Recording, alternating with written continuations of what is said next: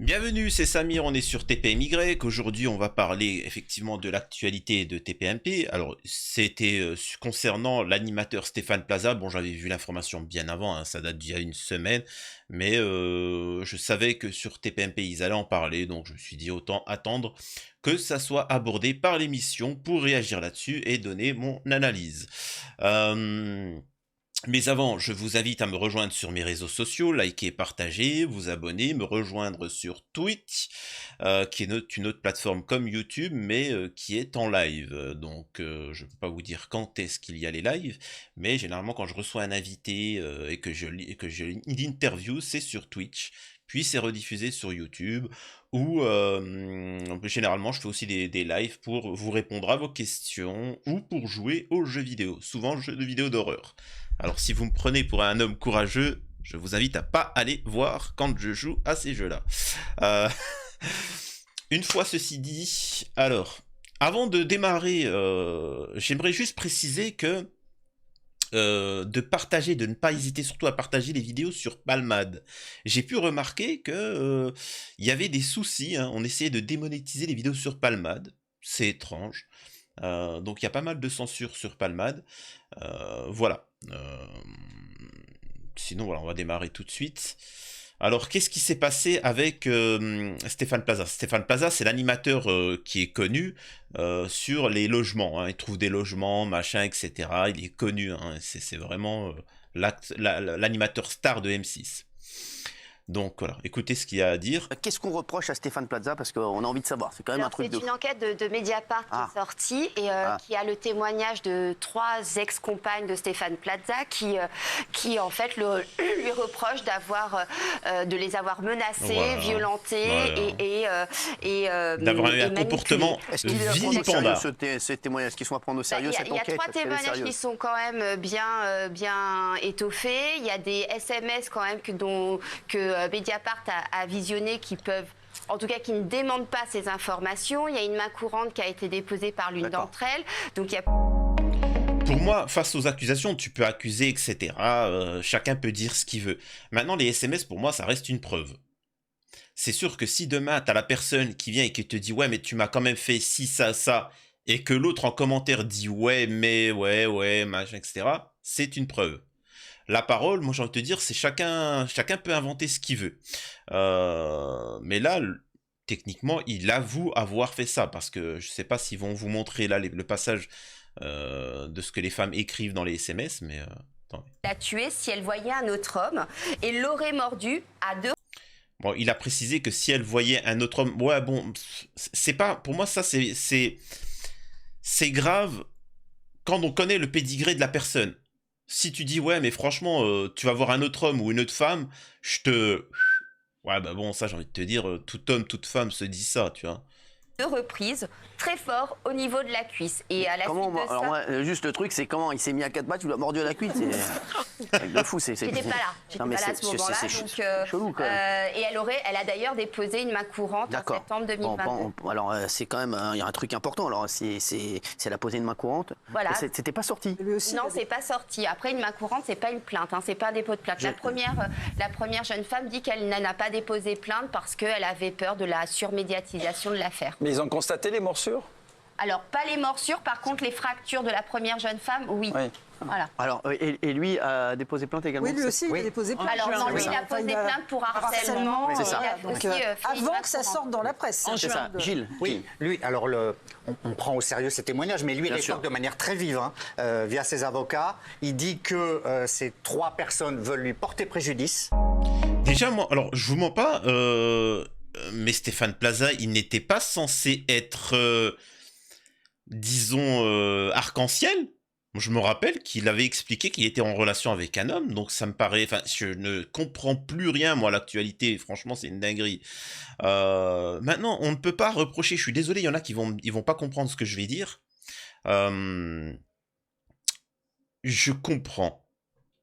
Imaginez-vous, vous êtes une star de la télé ou autre. Vous avez Pépalmade qui fait ce qu'il a envie de faire et il est innocent. Bah, vous n'avez plus aucune limite. Vous n'avez plus aucune limite. C'est ça. Mais aussi, c'est quoi? C'est au-delà que ça soit un animateur, vous avez vu, c'est quoi Stéphane Plaza? Mais c'est quoi ces hommes? Je sais pas, moi, je me dis, mais c'est des. J'ai jamais été violent, moi, par exemple. Je comprends pas leur. Comment ça leur passe dans l'esprit, dans la tête? Je sais pas, je n'arrive pas à comprendre. J'analyse l'actualité, machin, etc. C'est censé être ta femme. Je sais pas, j'arrive pas en. C'est. Mobiliser leur Oui, mais là, Vous savez, ça me rappelle un texte religieux, Omar ibn al-Khattab, mais vous connaîtrez pas, hein, ça va rentrer dans les passages, mais disons qu'il y a un compagnon du prophète qui était considéré comme le plus costaud, quelqu'un un bourru, quoi, vraiment. Et t'as un homme qui, en résumé, avait envie de sa femme, tu vois. Et il s'est dit, ah, je vais aller voir, je vais demander des conseils à l'homme le plus, tu vois, tu sais, c'est-à-dire que vraiment, c'est le mec qui part à la guerre, enfin, tu sais, c'est le mec, t'as peur, tu vois. Et il dit, enfin, il va chez lui, vers le soir, quoi, et après, bon, il repart. Parce qu'il a entendu une dispute avec sa femme de l'autre. Et le lendemain, il dit, ouais, Omar, je me suis venu, je voulais te poser une question concernant ma femme, est-ce que je pouvais la truquer? Et j'ai été étonné, tu étais enfin, ta femme te disputait, te mettait à l'amende, et tu te disais rien, tête baissée. Et lui, il avait dit, je serais qui, moi, si, tu sais, je j'usais de violence avec ma femme, sachant qu'elle me donne des enfants, elle s'occupe de moi, elle fait ci, elle fait ça, et moi, je vais truquer. Et il disait, un homme, ça doit être un bébé à la maison et un lion dehors. Et les gens comme ça, les Stéphane Plaza ou les hommes de maintenant, c'est tout l'inverse. C'est des lions à la maison, c'est des sauvages, tu vois. Mais dehors, ils sont tout gentils. Avec ce qui est censé être sa femme, le noyau central, c'est une crapule.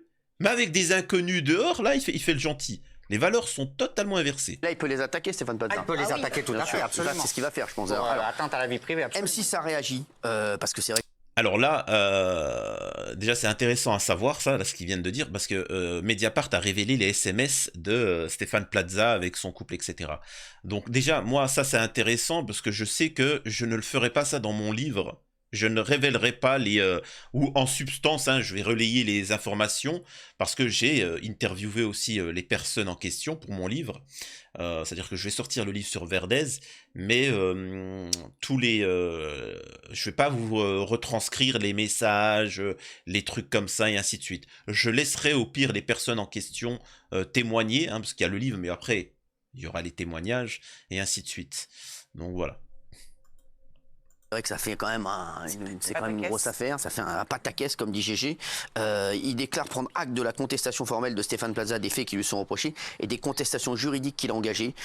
Voilà, ils disent à la suite des informations parues dans la presse et après un entretien avec Stéphane Plaza, le groupe M6 particulièrement attaché aux valeurs de respect des personnes et garant de son code d'éthique et de déontologie prend acte de la contestation formelle de Stéphane Plaza des faits qui lui sont reprochés et des contestations juridiques qu'il a engagées. Donc ils disent que ça, voilà. Ils avaient également déclaré n'être au courant de rien, hein, M6. Hein. Alors ils ont déclaré n'être au courant de rien. Donc il y a une procédure RH classique qui a été commencée là il y a récemment parce qu'il y a un collaborateur qui explique également dans Mediapart que la production des émissions de Stéphane Plaza est... Ouais, bon, j'ai envie de te dire, il y a la jurisprudence, comment on appelle ça? Il y a la jurisprudence Morandini. Hein. Je vois pas pourquoi quelqu'un devrait être enlevé de l'antenne pour des accusations. Qui ne sont à l'heure actuelle, enfin, il a toujours pas été condamné. Tu vois, là, ça reste que, quand bien même c'est véridique, il a toujours pas été condamné. Alors que Morandini, oui, et il est toujours en place. Donc il y a un moment, et pour des trucs beaucoup plus hard. Alors. Plaza, je l'ai vu. Alors moi, je connais pas du tout Stéphane Plaza. Je l'ai vu juste peut-être une fois ou deux ici, et c'est pas un animateur que j'apprécie particulièrement. D'accord. Je pense que si vous m'aviez donné la parole il y a 2 ans, j'aurais été extrêmement radicale, jusqu'au boutiste, très extrême et sans appel. je crois Qu'est-ce qui s'est toujours... passé? Non, je crois toujours les victimes. Bien sûr. Je crois toujours les victimes.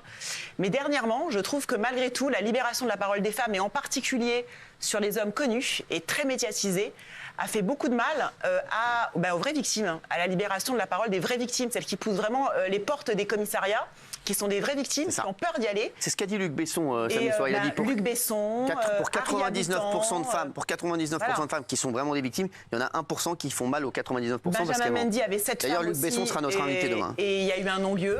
Eh ben là, je suis d'accord un petit peu avec ses propos, mais c'est faux.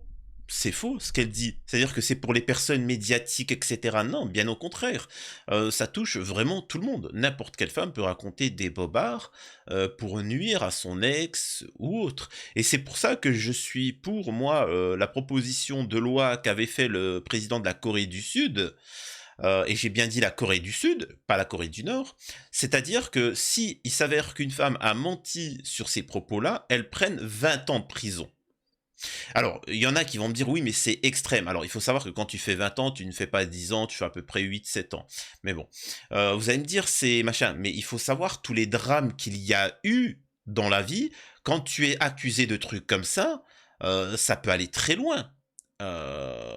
Tu peux perdre ton travail, tu peux décider d'en finir avec la vie, ta femme peut te quitter, tes enfants, tu perds ton travail, tu sais, ça va très loin. Faut voir les conséquences. Tu sais, c'est pas juste, ouais, mais si t'es innocent, bah t'inquiète. Non, non, non. Derrière, tu perds toute ta vie. Tu perds toute ta vie. Et même quand t'es innocenté, eh ben, tu restes quand même, ça reste collé à ta peau. Donc non, c'est pour ça qu'il faut une certaine sévérité. Oui, il a perdu sa vie. Donc, il y a beaucoup d'hommes qui ont perdu leur vie pendant 6 mois, 1 an, parce qu'il y a eu un tribunal médiatique auquel j'ai participé et je me suis pas gênée. Et d'ailleurs, j'y allais franchement. Ouais. Donc, il ne s'agit pas ni de le défendre ni de l'accabler, mais je pense qu'il faut aussi un petit peu se calmer et laisser faire la justice. Alors, elle vous l'a dit clairement, hein. Elle a dit, moi... Alors, elle dit à l'époque, mais c'est pas vraiment à l'époque, parce que même à l'époque, elle soutenait, elle défendait certains. Mais disons que Benjamin Mendy, certains youtubeurs comme The Quinry, d'origine marocaine, etc., disons qu'elle y allait franco, tu vois. Elle y allait à fond les ballons. Mais quand c'est Francis, Stéphane, etc., non, mais... Sacré Géraldine, va. Sacré Géraldine. Donc voilà. Voilà sur l'actualité. Ça vous montre à quel point vos stars, vos youtubeurs, vos influenceurs, tous vos personnalités, vos hommes politiques, vos modèles... Bah regardez c'est quoi. C'est pour ça que je vous dis arrêtez de vénérer, arrêtez d'aduler des personnes. Il n'y en a pas un qui vaut l'autre. Tout le monde est pareil, chacun a ses faiblesses. Et voilà, c'est tout. Et ces gens-là, ils ont un passe-droit. Ils sont dans certaines loges, ils sont dans certaines sectes où on leur apprend qu'ils sont supérieurs. Voilà, c'est un peu comme Palmade. Regardez Palmade, comment il est défendu. Ben, au bout d'un moment, les années passant, ils se sentent d'une autre caste, d'une autre race, tu vois. Ils se considèrent comme supérieurs à nous. Et ben voilà, ils peuvent tout se permettre. Et vous croyez qu'il va se passer quoi pour lui là? Vous croyez qu'il va se passer quoi? Dites-moi. Sachant que regardez pour Palmade, regardez pour Morandini, regardez pour Hanouna. Il n'y a rien. Il n'y a rien. Et bah voilà, c'est tout. Donc je vais te dire pourquoi ils se priveraient. Bref, c'était samedi, on était sur TPMY, c'était juste une petite actualité sur les animateurs Stéphane Plaza. Je vous avoue que moi ça m'a choqué. Je ne m'attendais pas que cette petite crevette puisse être aussi véhément. Et première nouvelle apparemment, il est sorti. Après, est-ce que derrière, attendez avant de partir, tu vois. Est-ce que derrière, c'est pas le fait aussi qu'il soit un peu arc-en-ciel et qui se force à être avec une femme à l'époque qui faisait qu'il avait une certaine frustration et que depuis qu'il est avec des hommes, il se sent épanoui. Peut-être, hein. Allez savoir. Non, mais je vous sors une théorie, c'est peut-être ça. Hein. Bref, prenez soin de vous, à la prochaine. C'était Samir de TPMY et pensez à vous abonner et laisser un commentaire pour le référencement. Eh oui. Voilà. Par contre, eux, on va pas les censurer, mais moi, oui. C'est ça. C'est comme ça, c'est notre société.